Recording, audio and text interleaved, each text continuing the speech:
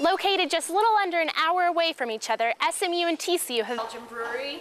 The Fat Tire beer is also one of their most popular sellers. Today's attendance for the student tailgates is very low due to the OU-Texas game taking place in Dallas today. There were some family feuds out here in Fort Collins, with some family members CSU graduates while others went to TCU. This is the 5th house to be completed by TCU Frog House. All of the houses are built completely by TCU faculty, staff, students, and alumni. Frogs for the Cure is more than just a pink out game. Susan G. Komen is working with the TCU community to grow breast cancer awareness. At the Frogs for the Cure football game, women affected by breast cancer came together to share stories of survival and let each other know that they are not alone. Mom was diagnosed with breast cancer about 3 years ago. I'm a 2-year breast cancer survivor. I'm a breast cancer survivor of 4 years. TCU and Susan G. Komen Foundation put together a tailgate for survivors and their family every year before the game.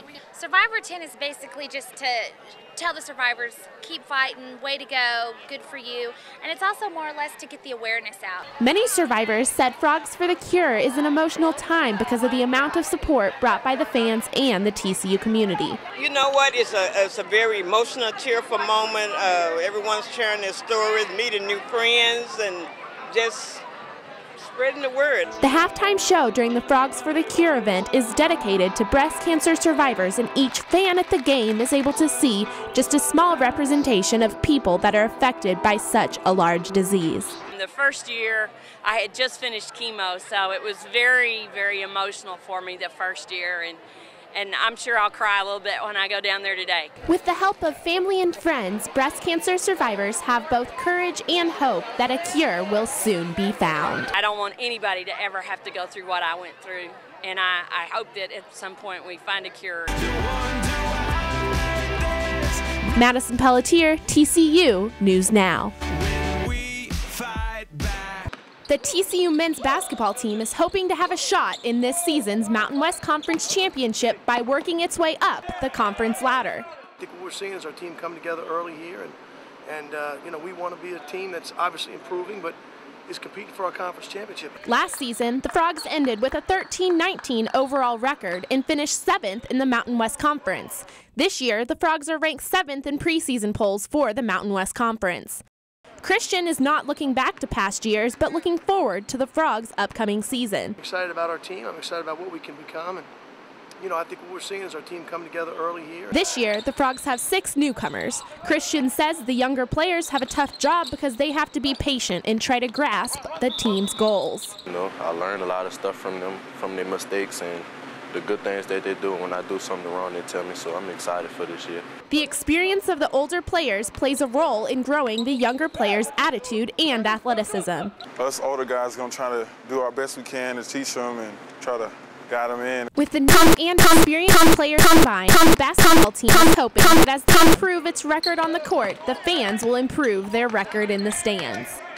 As this program and this season grows, I'm expecting them to, you know, to get behind the basketball team and come on out. And I think, but we have to earn their right and earn their respect to do that. With the season opening game near, the Frogs are practicing consistency with the goal to gain both attendance and a conference championship.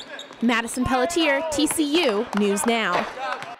At the Horned Frogs' first conference game of the season, most families were able to enjoy themselves tailgating before the game, unless the family was divided as to who to cheer on.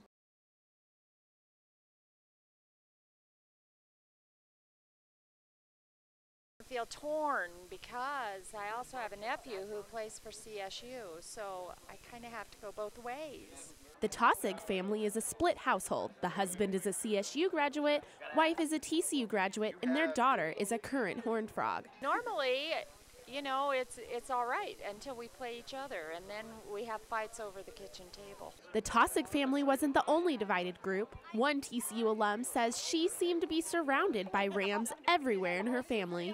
Well, it means a lot of controversy in my family. As you see, we have 2 Horned Frogs and we have 2 Rams. So, we are a family divided. Controversy on who to cheer for isn't the only drama found within rivalry households, but tailgating is also competitive between the 2 schools. Well, TCU is a little more refined, I would say. Tailgates there are on the asphalt with wine. Here it's on the grass with beer. Whether it's a winning Horned Frog football team or classier tailgating, TCU fans seem to win the family battle either way. Madison Pelletier, TCU News Now.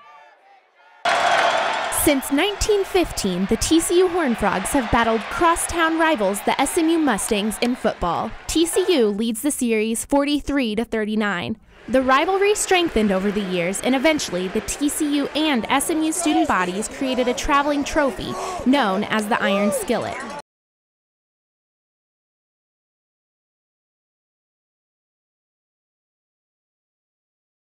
That rusty skillet has been around since 1993, when the tradition was revived and the skillet started being presented to the winning team after each game.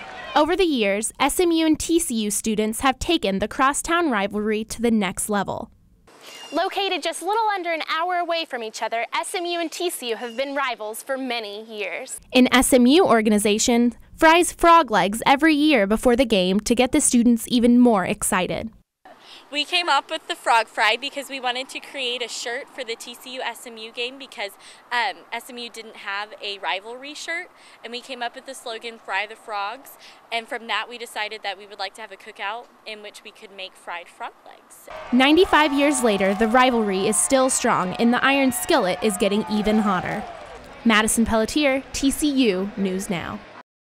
The TCU equestrian team has relocated to a new competition and practice facility after years of searching for a new home. A team relocated to Hudson Oaks, Texas, a town 25 miles west of TCU. Equestrian team assistant coach Kendall Huffman says the team's last facility was supposed to be temporary. However, the team ended up staying there for 4 years. We outgrew the place that we were at and needed something, a little bit bigger, and that suited our needs a little bit better. Owner of October Hill Farms, Wendy Davis, says TCU was originally looking at another facility in the Hudson Oaks area, but that proposal fell through. We stepped in as an alternate and made a proposal to them, which subsequently worked out for us. October Hill Farms offers more accommodations than their previous facility. Huffman says the new venue has a fully enclosed arena, allowing the team to practice in most weather conditions. The new facility also has individual stalls for the horses. Horses are a lot happier. The arena's bigger, it's nicer. Member of the equestrian team Chelsea Sample said she is excited about the move and is ready to open the season at the new location. We're really excited about the new facility. It's going to give our team a great opportunity to, just excel. The Horned Frog equestrian team opens their season at October Hill Farms September 17th against SMU. Madison Pelletier, TCU News Now. TCU students are spending their weekends hammering nails into wood, installing roofing panels, and making a difference for a Fort Worth family. It feels good just to help out the community and just help get this house finished. This house is being built by TCU Frog House. Well, as a director board, we have 3 Frog House fundraising directors, and we're responsible for going out into the community and reaching out to the TCU faculty and staff and students and parents as well as alumni to get them to donate money in order to fund this house.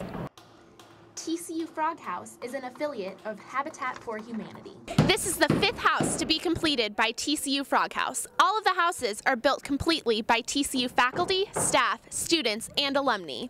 Frog House must raise $58,000 in order to fund the house. This has been a great project, and I've never done anything like this, so it's kind of a new experience for me. This house is expected to be completed in April.